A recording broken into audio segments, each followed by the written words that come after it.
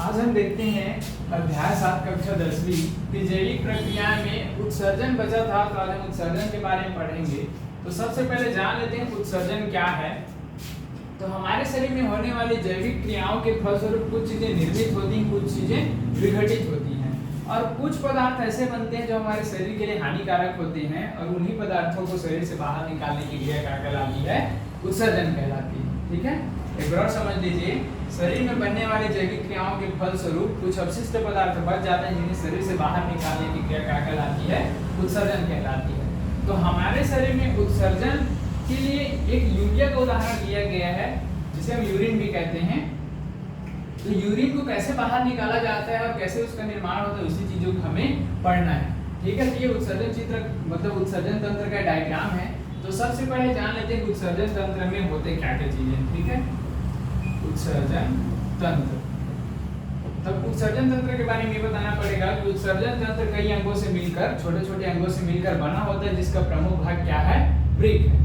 ठीक है, प्रमुख भाग क्या है? वृक्क है। अब देखते हैं कि वृक्क इसका प्रमुख भाग है। तो वृक्क के बारे में आपको बताना पड़ेगा कि मानव शरीर में रीढ़ की हड्डी की दोनों ओर एक एक की संख्या में, ठीक है, मानव शरीर में रीढ़ की हड्डी की दोनों ओर एक एक की संख्या में सेम के बीच की आकार, इसका आकृति क्या है? सेम के बीच की आकार, सेम के बीच की तरह इसकी आकृति है और इसका रंग रहता है गहरे भूरे लाल रंग का रहता है। ठीक है, गहरे भूरे लाल रंग की इसकी आकृति होती है और इसकी लंबाई है 1.5 से 2.5 इंच। ठीक है, 1.5 से 2.5 इंच की इसकी लंबाई होती है। इसे हम क्या कहते हैं? वृक्क कहते हैं, जिसके अंदर महीन नलिकाओं का जाल होता है जिसे हम कहते हैं वृक्काणु। इसकी जो इकाई है वृक्क की उसे हम वृक्काणु कहते हैं, जिसका इंग्लिश नाम है नेफ्रॉन। ठीक है, तो प्रत्येक वृक्क में इस नेफ्रॉन की संख्या 10 लाख होती है। ठीक है, प्रत्येक वृक्क में इस नेफ्रॉन की संख्या 10 लाख होती है जो जल में उपस्थित यूरिया को छनन करने का कार्य करते हैं। ठीक है, अब हम देखते हैं उत्सर्जन तंत्र की क्रियाविधि। ठीक है, क्रियाविधि देखते हैं।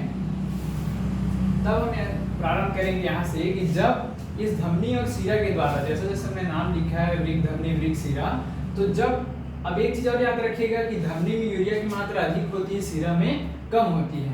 तो जब वृक्क धमनी के द्वारा इसमें वृक्क में जब जल आता है तो उसमें उपस्थित यूरिया का छनन किसके द्वारा कर लिया जाता है?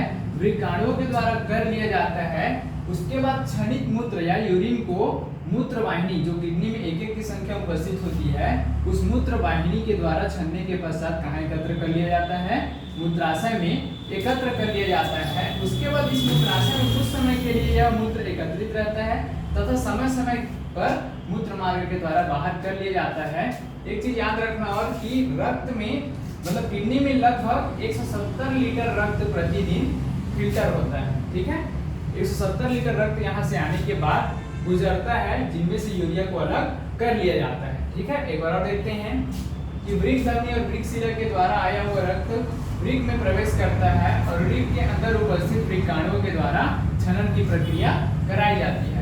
फिर छना हुआ मूत्र मूत्र वाहिनी के द्वारा मूत्राशय में आगे एकत्रित होता है, जहां से कुछ समय के लिए संग्रह रहता है और उसके बाद समय समय पर मूत्र मार्ग के द्वारा बाहर कर दिया जाता है। इतना आपको लिखना पड़ेगा। ठीक है, आगे हम देखते हैं कि प्रकाश संश्लेषण क्या है। आगे हम देखते हैं प्रकाश संश्लेषण क्या है। तो याद है, आप इसके बारे में जानते ही होगी कि प्रकाश संश्लेषण पौधे में होती है। ठीक है, तो पौधे में उपस्थित पत्तियों के द्वारा सूर्य प्रकाश की उपस्थिति में जल तथा कार्बन डाइऑक्साइड का उपयोग करके अपने लिए भोजन बनाने क्या कहलाता है? प्रकाश संश्लेषण कहलाता है। ठीक है, एक बार सुन लीजिए, पौधे में उपस्थित पत्तियों के द्वारा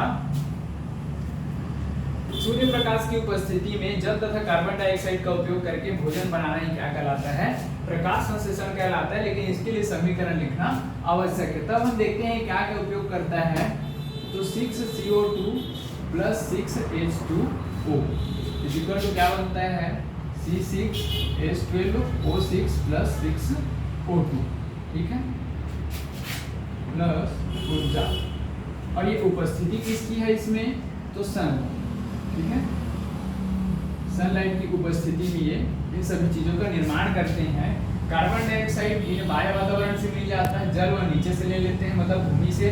उसके बाद सूर्य प्रकाश की उपस्थिति में ये अपने लिए ग्लूकोज जो इस फॉर्मूला में रहता है ये इनके लिए ऊर्जा है, ठीक है। और जो ऑक्सीजन बचता है उसे हम लोग उपयोग करते हैं, तो उसे मुक्त कर देता है, ठीक है।